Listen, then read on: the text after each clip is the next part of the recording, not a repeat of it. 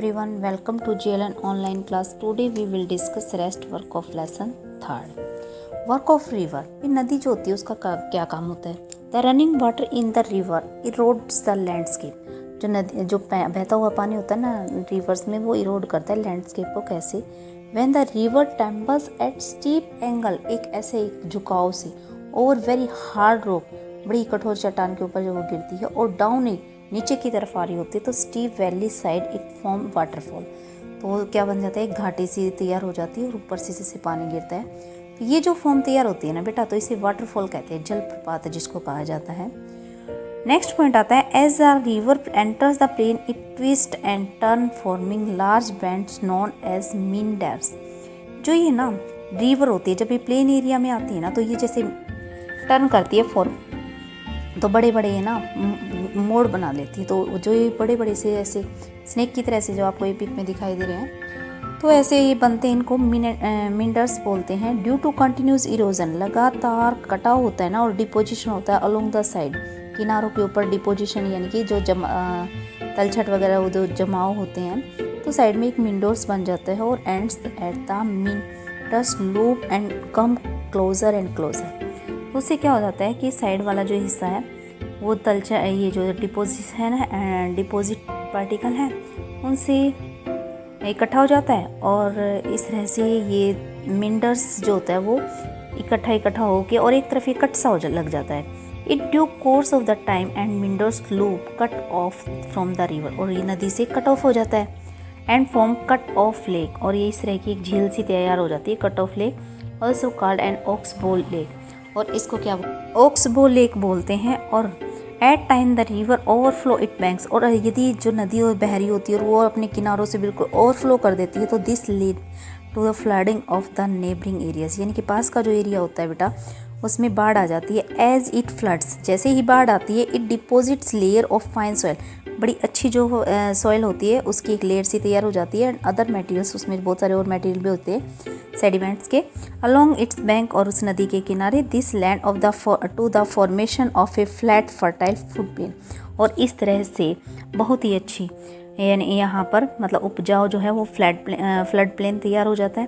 The raised bank are called levees, यानी कि जो ऊपर उठे हुए जो किनारे बन जाते हैं उसको लीव्स बोलते हैं। As river approach the sea the speed of the flowing water decrease, जैसे जैसे नदी जो होती है वो समुद्र की तरफ जाती होती है, तो उसकी जो स्पीड होती है ना बेटा, वो कम हो जाती है। River begin to break up into number of streams, और वो नंबर ऑफ स्ट्रीम्स में क्या हो जाती है, टूट जाती है, और ये इसको बोलते हैं कॉल डिस्ट्रीब्यूटर्स। इसकी जो सहायक यानी कि डिस्ट्रीब्यूशन हो गया, इसका वितरण हो गया, ठीक है। The river become so slow that it begin to deposit it लो।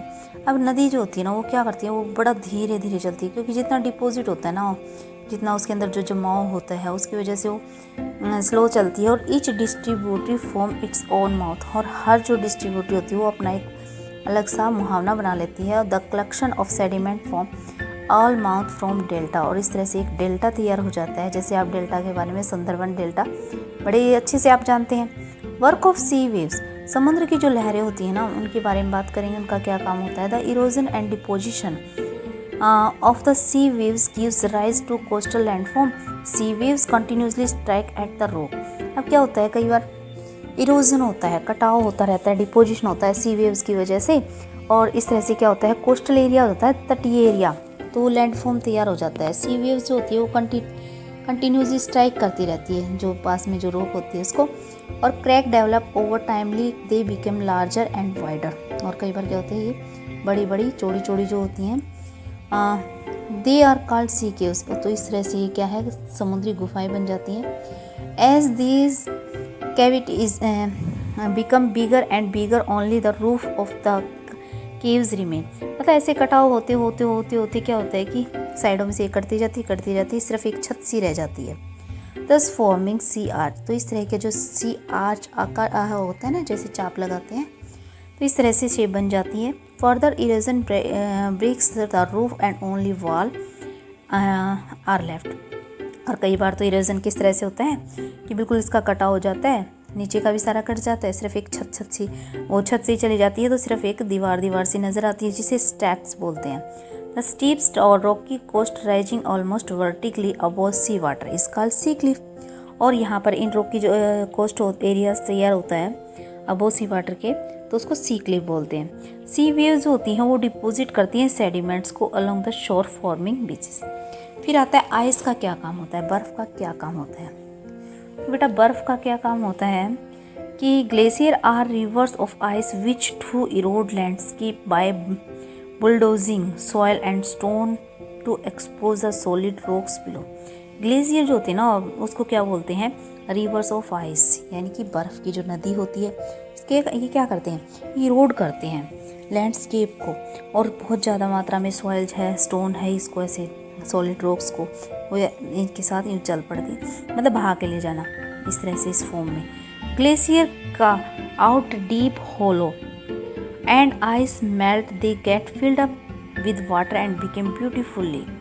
और क्या हो जाता है, ग्लेशियर जो होते हैं ना वो क्या होते हैं अंदर से तो जैसे खोखले से हो गए, और जो आइस होती है वो मेल्ट हो जाती है, दे गेट फिल्ड, और उसमें पानी भर जाता है और एक सुंदर सी लेक नज़र आती है पहाड़ों पर।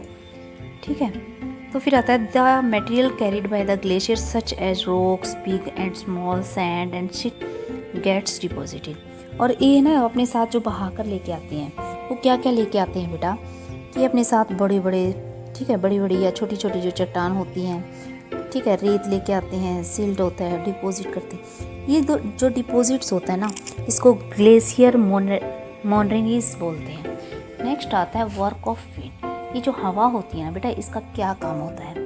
Have you ever visited desert, क्या कभी आप डेजर्ट मरुस्थल में गए हो। Try to collect some pictures and sand, तो ऐसी सैंडोन्स जो होते हैं रेत के टीले उनकी पिक्चर कलेक्ट करेंगे। An active agent of erosion and deposition of the desert is wind, मतलब बड़ा ही एक्टिव एजेंट होता है जो कि कटाव में या डिपोजिशन करना है, डिपॉजिट करना है, तो वो विंड होता है। In desert you can see rock in the shape of mushroom. Desert जो होता है उसमें रॉक जो होती हैं वो मशरूम शेप में होती है, कॉमनली कॉल्ड मशरूम रॉक, उसे मशरूम रॉक कहते हैं। Wind Erode the lower section of the rock more than the upper part, therefore such rock how narrower base and wider top. तो क्या होता है इनका बेस जो होता है ना वो तो चौड़ा सा होता है, कम हो जाता है, और बेस और वाइडर टॉप चौड़ा टॉप बन जाता है। और विंड जो ब्लो करती है तो इट लिफ्ट ट्रांसपोर्ट कर देती है, यानी कि सैंड को इधर से उधर दूसरी जगह रिप्लेस कर देती है। और ये स्टॉप ब्लोइंग, जैसे हवा रुकती है तो the sand falls and get deposit in low hill की तरफ चला जाता है। जैसे सैंड स्ट्रक्चर जो दिखाया गया है, these are called sand dunes, इस तरह के जो तैयार होते हैं तो उन्हें सैंड ड्यून्स बोलते हैं। When the grains of sandy are very fine and light and the wind can carry it over very long distance. अब इसके अंदर जो ग्रेन्स होते हैं ना तो वो फाइन अच्छे होते हैं, हल्के होते हैं, और काफ़ी दूर तक ये चले जाते हैं। When such sand is deposit in large area, इस सैंड जो होते हैं ना वो लार्ज एरिया में डिपॉजिट किए जाते हैं तो इसको लोजिस बोलते हैं। और लार्ज डिपॉजिट जो हो जाता है वो loess is found in China, ये चाइना में आपको ज़्यादा मिलेगा। Dear student, now our chapter is complete. Thank you and have a nice day.